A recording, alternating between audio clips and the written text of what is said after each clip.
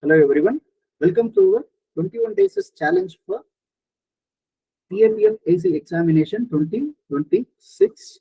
So today we will discuss the model answer for day 8, which will be dealing with argument. We can download the model answers from our app, the link of which will be given in the description to this particular video. So today, now we will move on. We'll move on to the question, which is contemporary international conflicts undermine India's strategic autonomy. So as usual, we will start with the approach, the broader approach to deal with this particular question. First, we will start with an introduction where you can discuss the meaning of strategic autonomy. What do you understand by strategic autonomy and how this strategic autonomy is an intrinsic part of India's foreign policy? That you can discuss briefly in the introduction part, and followed by that you can start with arguments for. So here they have said that it is undermining. So your argument for should be a substantiation of this, how the international conflicts undermines India's strategic autonomy. And in the argument against, you should negate this particular standpoint, like the ongoing international conflict is actually not undermining India's strategic autonomy and India is retaining its strategic autonomy, but you should describe that as how. That should be the argument against part.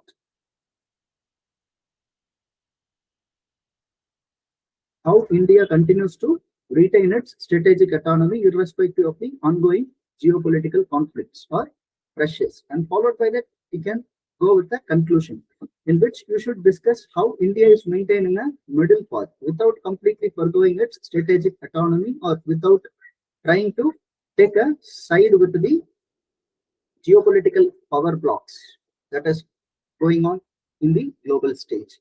So now going for a detailed discussion on this argument for and argument against. In the argument for, we can discuss or highlight the first point with pressure, especially the Western pressure to choose sides or take a stand across various ongoing issues. Either it may be the Russia-Ukraine war or it may be the Israel-Palestine war, etc., etc., where the Western countries, including US and European countries, are putting pressure on India to take a side or take a standpoint, which India has successfully resisted so far. So this one, like this pressure undermines strategic autonomy, that you can highlight. And the next point can be this energy dependency. How our dependence on energy with other countries compels us to forgo our strategic autonomy slightly every now and then.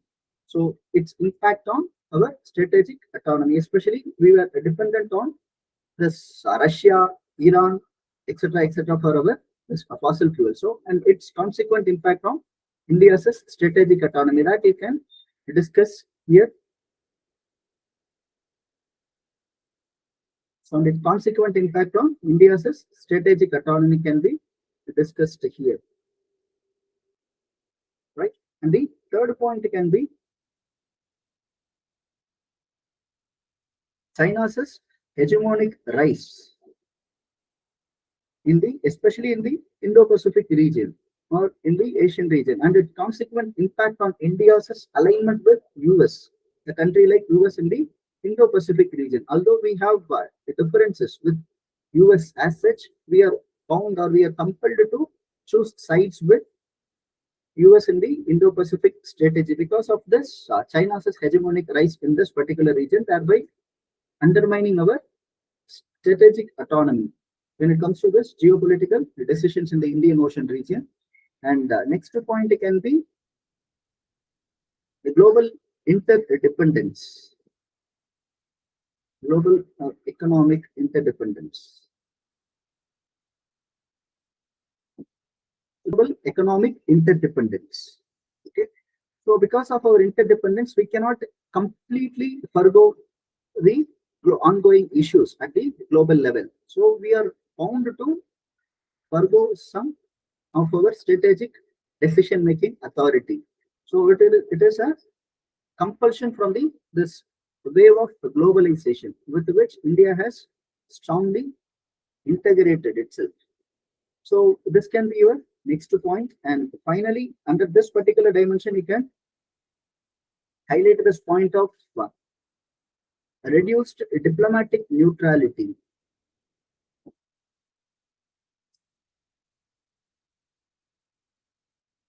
Reduced diplomatic neutrality, especially when it comes to this abstentions in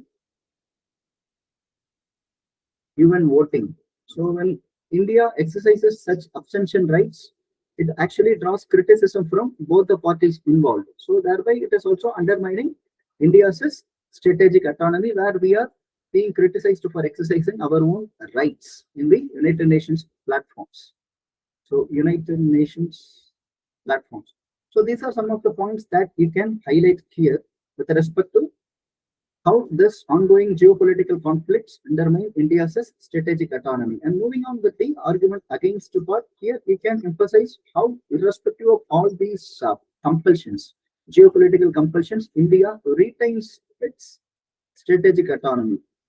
Here you can discuss on 5 to 7 points. So firstly, we can highlight the same Russia-Ukraine war, irrespective of the Western pressure, how we took a stand that is aligned with our own national interest, right? Irrespective of the threat of sanctions from the US, we retained our individual autonomy, exercising or purchasing oil from Russia at a discounted price. So thereby retaining our strategic autonomy in this, with this particular decision. And second thing is military modernization and diversification. Military modernization, that is self-reliant India schemes, and diversification of this procurements. Diversification, because earlier we were mostly dependent on Russia for our military equipments. Now we have diversified our defense procurements to countries like France, Israel, even US, etc. So that way we are reducing our dependence on one particular country, which may undermine our strategic autonomy. And we are also going for this self-reliant India, investing hugely in defense innovations and modernizations, or using indigenous technologies. Self-reliant India. And then the next point is multi-alignment strategy based on